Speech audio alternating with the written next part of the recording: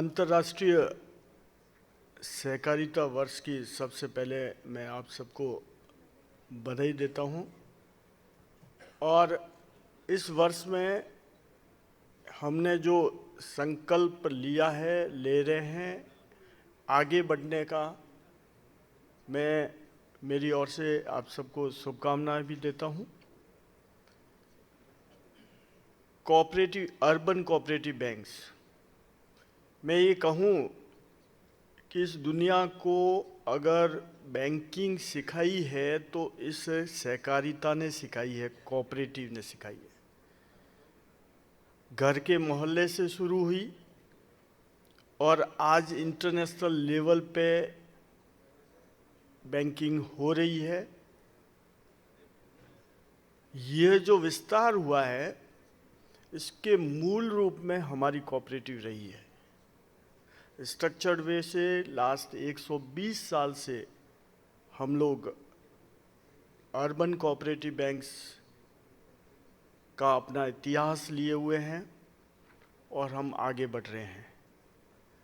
बहुत सारी चुनौतियां हमें मिल रही है, जो हम सभी जानते हैं कि जो हमारा बिजनेस 40 साल पहले था, 30 साल पहले था, परसेंटेज वाइज उसमें कमी आई है।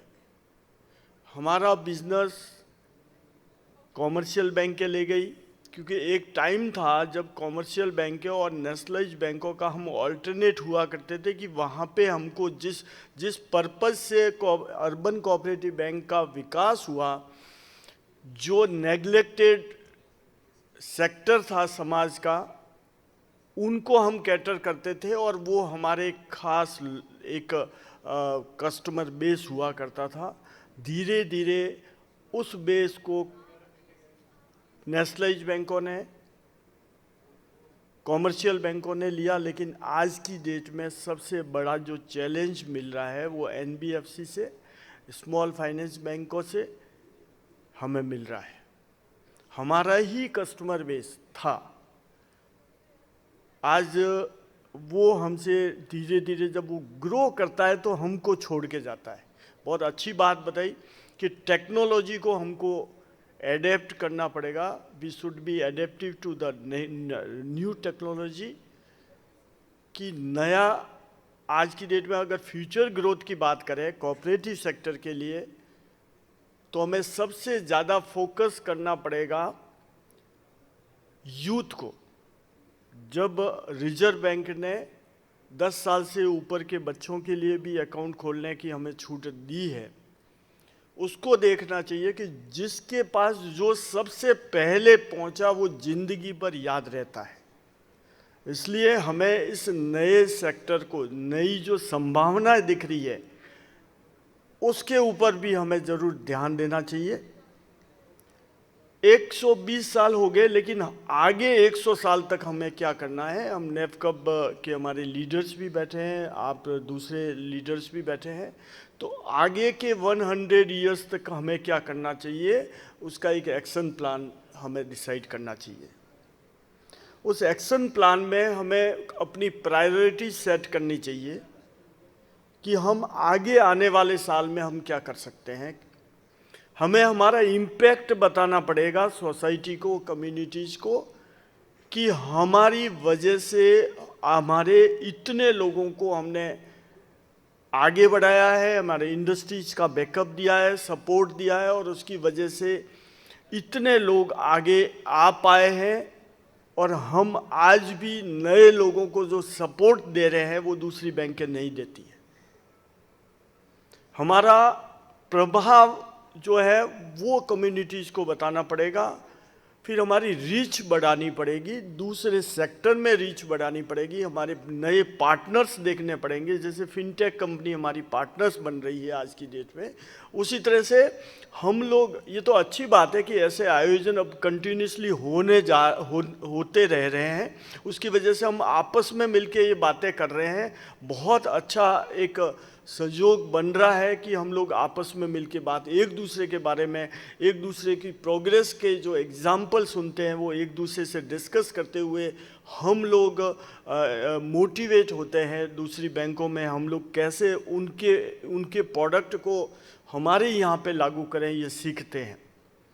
तो ज़रूरी है कि हम हमारे नए पार्टनर्स को देखें आज की डेट में, जहाँ भी संभावना है उनके साथ में नए पार्टनर्स बनावे। आपस में अगर कंसोर्टियम तरीके से भी कोई अगर बन सकता है तो आपस में कोऑपरेट, क्योंकि एक शहर में अब तो 20-20 कोऑपरेटिव बैंकें हो गई है।